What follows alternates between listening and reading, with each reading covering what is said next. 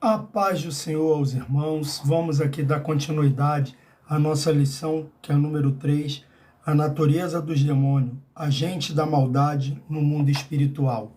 Vamos dar continuidade, mas antes de mais nada, vamos com a nossa oração inicial, para que Deus possa abrir os nossos ouvidos e deixar sensível a sua voz. Poderoso Deus, amado Pai, em nome do nosso Senhor Jesus Cristo, queremos te agradecer, Senhor, por tudo que o Senhor tem feito. Toma, meu Pai, a nossa vida em tuas mãos, faça sua vontade, seu querer.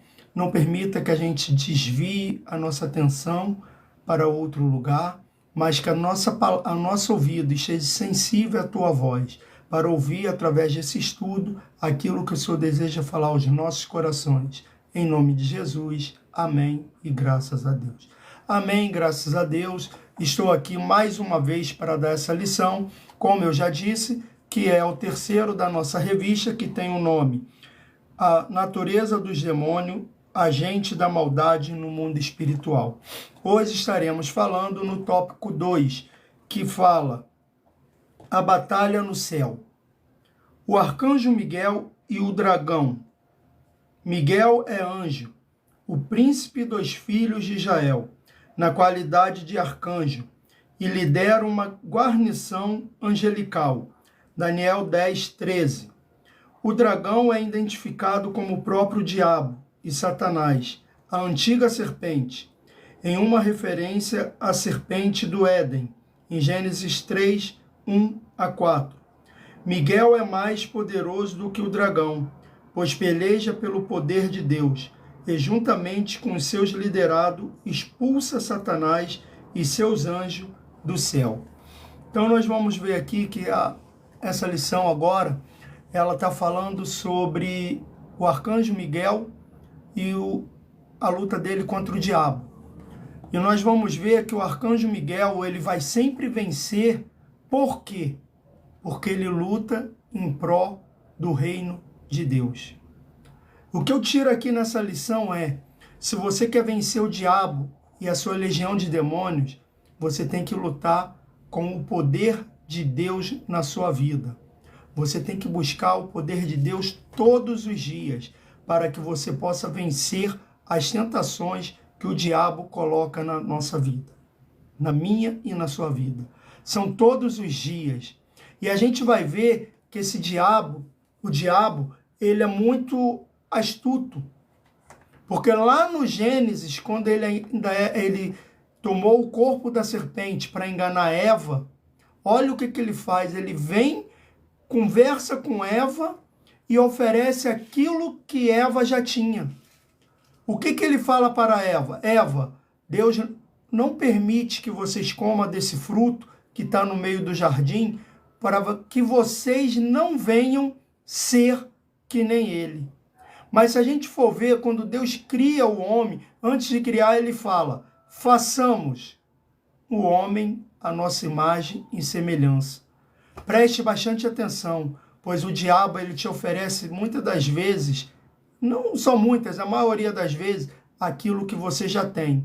Ele só vai enfeitar para que você ache que você ainda não tem aquilo. A expulsão de Satanás. Essa passagem é muito disputada pelos expositores bíblicos e há diversas interpretações. Nesta guerra escatológica, há os que acreditam que se trata da queda original de Satanás e outros afirmam que não há ligação com essa queda. Outra interpretação é que Satanás teria acesso ao céu antes da ascensão de Jesus. O argumento usado baseia-se em algumas passagens do Antigo Testamento, como 1 Reis 22, 23, Jó 1, de 6 a 9. De uma forma ou de outra, a derrota do inimigo já está decretada, conforme revelou o próprio Senhor. Eu via Satanás como raio cair do céu. Lucas 10, 18. A expressão eu via diz respeito a uma ação contínua, e isso mostra que Jesus contemplava em visão a queda de Satanás, e quando os 70 pregava o evangelho. Então, o que acontece aqui? quando se fala sobre a queda de Satanás, algumas teorias, eu costumo falar, são linhas teológicas que algumas igrejas, algumas denominações, ela acaba usando. Mas nós não devemos permitir que isso nos influencie em sair discutindo, porque são pensamentos diferentes, mas que não ferem a palavra de Deus. Mas o que é mais importante para a gente pegar nesse versículo é que Satanás está derrotado. Nós não podemos ficar discutindo se ele já foi derrotado, se ele já caiu do céu ou não, se ele tem acesso ao céu. Por quê? Porque isso não vai influenciar em nada na nossa salvação. O que tem que influenciar é que ele, mesmo tendo acesso ao céu, antes mesmo da ascensão de Jesus, por causa daquela passagem de Jó, que Deus fala para ele, Satanás, onde você estava? De rodear a terra. Então, se ele tem acesso ao céu, não é o céu onde está Deus. Nós sabemos que tem o primeiro céu, o segundo céu, o terceiro céu, mas sim porque Satanás vive na atmosfera. Então é isso que nós devemos entender, e que Satanás já foi derrotado. Não importa como que ele está falando com Deus ou não. Aonde ele está, mas é porque Deus já está falando, você está derrotado. O que importa é que Satanás já foi derrotado há muito tempo.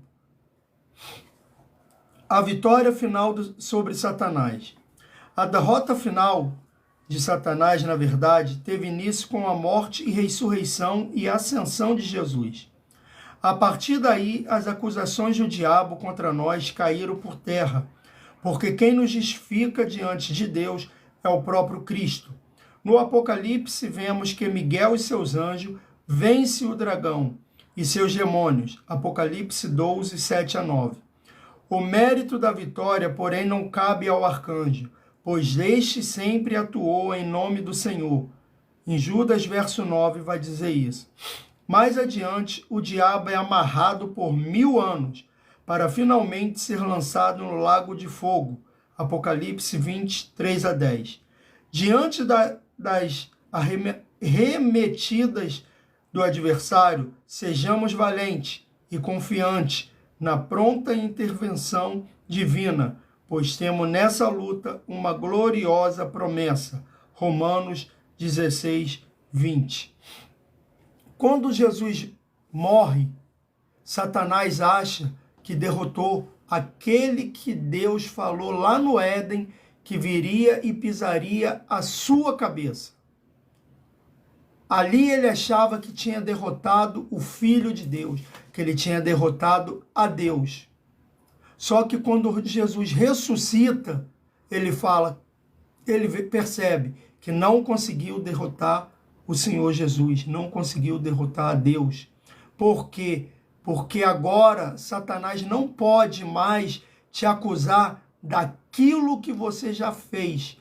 Porque aquilo que você fez, se você se arrependeu e não comete mais, não tem mais como Satanás te acusar. Por quê? Porque Deus, Jesus Cristo, que subiu aos céus após a sua ressurreição, justifica a nossa vida. Então Satanás pode chegar perante do Pai e falar, mas esse já foi um traficante. Mas Jesus fala, mas hoje não é mais. Mas esse já foi um adúltero, mas hoje ele não é mais. Mas essa mulher se prostituía, mas hoje ela não se prostitui mais. Esse homem cometia adultério, mas hoje ele não comete mais. É isso que acontece. A derrota de Satanás já foi decretada. Ele já é um derrotado. Então creia, não permita que Satanás venha te afrontar naquilo que você não faz mais, no pecado que você não peca mais. Então, todos os dias, o que você tem que fazer é levantar e lutar contra as artimanhas de Satanás, contra as artimanhas do inimigo na sua vida. E como você faz isso? Jejum, oração e palavra. E louvor.